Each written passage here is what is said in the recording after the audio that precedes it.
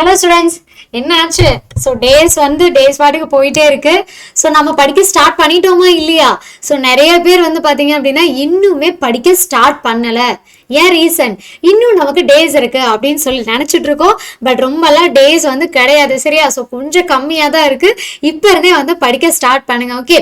So நாளைக்கு படிச்சுக்கலாம்னு சொல்லிட்டு எப்போதான் நம்ம படிப்போம் இல்லையா? கரெக்டா?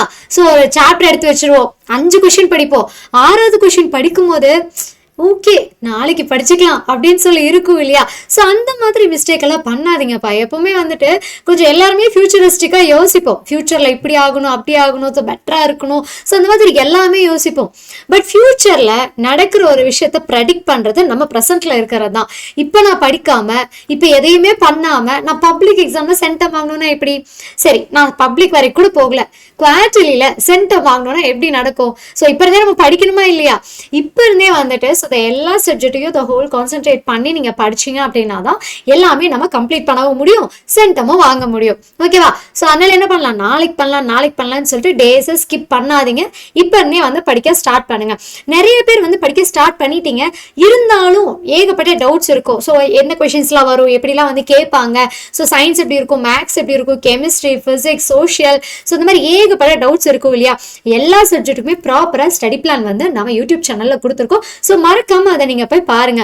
அதுல எந்தல இருந்தா கிரியேட்டிவ் கொஸ்டின்லாம் கேட்டிருக்காங்க, ஸோ எப்படிலாம் கொஸ்டின்ஸ்லாம் கேட்டிருக்காங்க அப்படிங்கிறது எல்லா டீட்டெயில்ஸும் இருக்கும். ஸோ மறக்காம நீங்க அதை போய் செக் பண்ணி பார்க்கலாம், சரியா? ஸோ இப்போ நம்ம விஷயத்துக்கு வாங்க, படிக்க ஸ்டார்ட் பண்ணலாமா? ஸோ எத்தனை பேர் படிக்க ஸ்டார்ட் பண்ணலாங்கிறீங்க?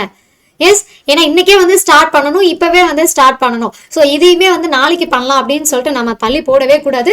ஸோ இப்போ இந்த நிமிஷம் ஸ்டார்ட் பண்ணிருங்க. ஸோ யாரெல்லாம் ஸ்டார்ட் பண்றீங்களோ எல்லாருமே ஸ்டார்ட் நவுன்னு கமெண்ட் பண்ணுங்க. நான் உங்க Riya from wonder learning. So நமக்கு ஆல்ரெடி தெரியும் இல்லையா? ஸோ டைம் டேபிள் நமக்கு தெரியும். ஸோ செப்டம்பர் 18ல 26 வரைக்கும் நமக்கு எக்ஸாம் கண்டக்ட் பண்ண போறாங்க, நம்மளோட குவார்டர்லி எக்ஸாம் இல்லையா?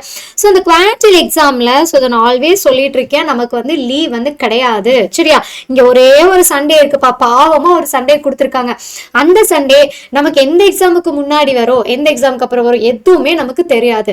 அப்ப என்ன பண்ணணும், நம்ம இப்ப இருந்தே படிக்க ஸ்டார்ட் பண்ணிடணும். இப்போ சொல்றேன், கடைசியில படிக்கலாம்னு சொல்லிட்டு எக்ஸாம்ல கோட்டை விட்டுறாதீங்க.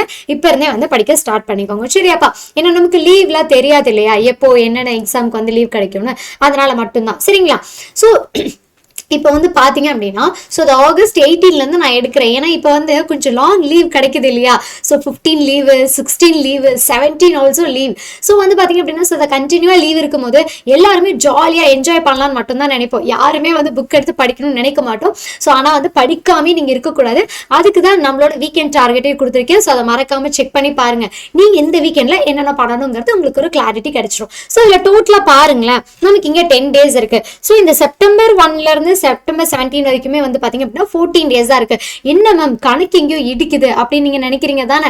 ஏன்னா 1ல இருந்து 17 வரைக்கும் ஆல்மோஸ்ட் நமக்கு 17 டேஸ் இருக்கு. அதுல ஹாலிடே எல்லாம் போக நமக்கு பாத்தீங்க அப்படின்னா வெறும் 14 டேஸ் தான் இருக்கு. அதுல இந்த 17 நம்ம மதிக்க கூட மாட்டோம். ஏன்னா 18th ஸ்டார்ட் ஆகுது இல்லையா? அப்ப 18th நமக்கு தமிழ் எக்ஸாமா இருக்கும். அப்போ ஆப்வியஸ்லி 17th நம்ம என்ன பண்ணுவோம், தமிழ் தான் உட்காந்து படிச்சுட்டு இருப்போம் இல்லையா? அப்போ அதுக்கு பிஃபோரா நீங்க கால்குலேட் பண்ணாலே நமக்கு 13 டேஸ் தான் இருக்கு.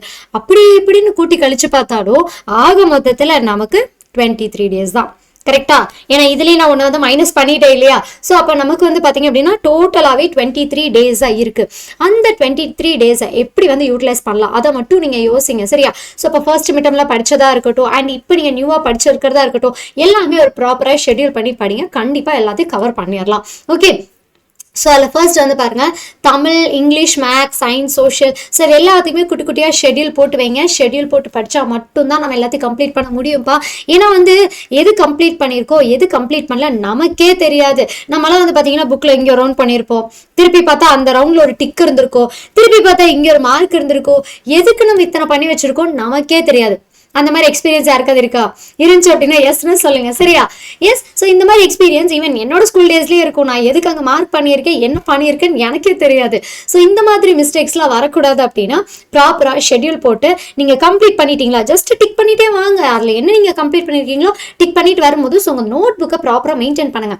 அப்போ நமக்கு தெரியும், ஓகே இந்த டேட்லேருந்து நம்ம இந்த டேட் வரைக்கும் இதெல்லாம் படிச்சிருக்கோம், அப்போ இதை மட்டும் ரிவிஷன் கொடுத்தா போதும் அப்படிங்கிற ஒரு கான்செப்ட் கண்டிப்பாக உங்கள் மைண்ட் செட் கூட ஃபிக்ஸ் ஆயிரும், சரியா?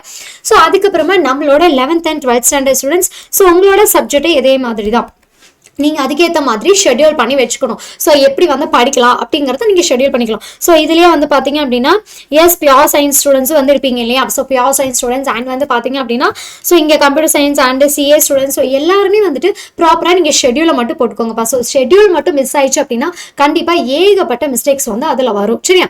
ஸோ அதனால நீங்கள் வந்து ஷெட்யூல் போட்டு எதை எப்பப்போ படிக்கிறீங்க அப்படிங்கிறது கிளியராக வந்து பார்த்து வச்சுக்கோங்க.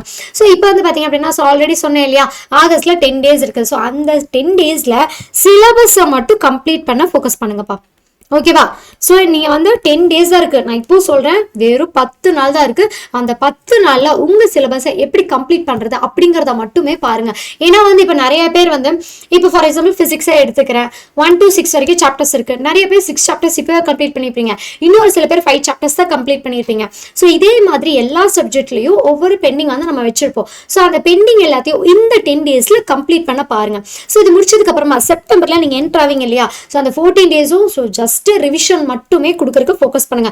அப்போ வந்து நீங்க நியூ திங்ஸ் வந்து படிச்சுட்டு இருந்தீங்க அப்படின்னா டைம் நமக்கு கிடைக்காது. அது பாட்டுக்கு போயிட்டே இருக்கும், நம்மளும் நம்ம பாட்டுக்கு படிச்சுட்டே இருப்போம். திடீர்னு பார்த்தா அடுத்த நாள் விடிஞ்ச எக்ஸாம் அப்படிங்கிற மாதிரி இருக்கும். சரியா? ஸோ அதனால அந்த மிஸ்டேக் எல்லாம் வரக்கூடாது அப்படின்னா ஆகஸ்ட் மந்த்லயே உங்களோட ஷெட்யூல் எல்லாத்தையும் ஃபினிஷ் பண்ணிருங்க. அப்படியே தட்டி தூக்கிடலாம். சரியா? அதுக்கப்புறமா செப்டம்பர்ல வந்தீங்க அப்படின்னா ஃபுல்லாவே ரிவிஷன் மட்டும் தான் இருக்கணும். புரிஞ்சுதா? எஸ். ஸோ ரிவிஷன் பண்றதுக்கு எல்லாம் ரெடியா இருக்கீங்க இல்லையா?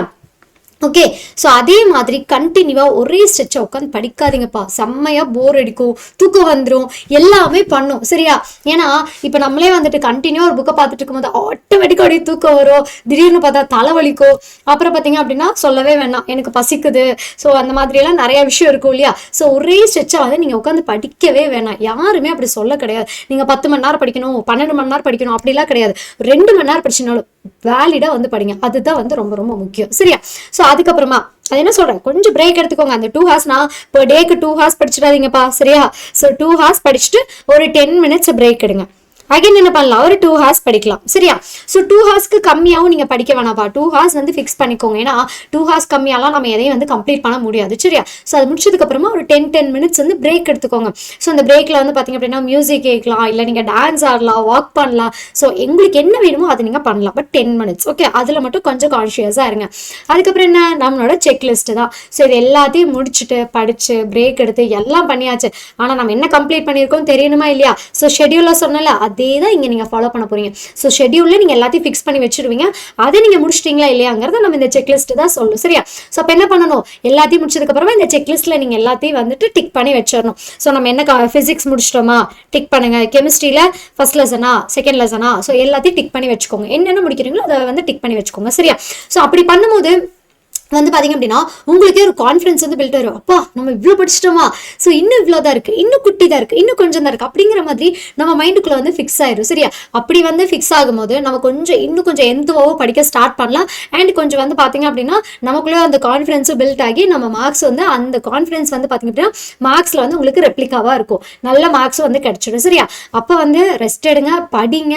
ஸோ செக்லிஸ்ட்டை ப்ராப்பராக வந்து ஃபாலோ பண்ணுங்க. சரியாப்பா?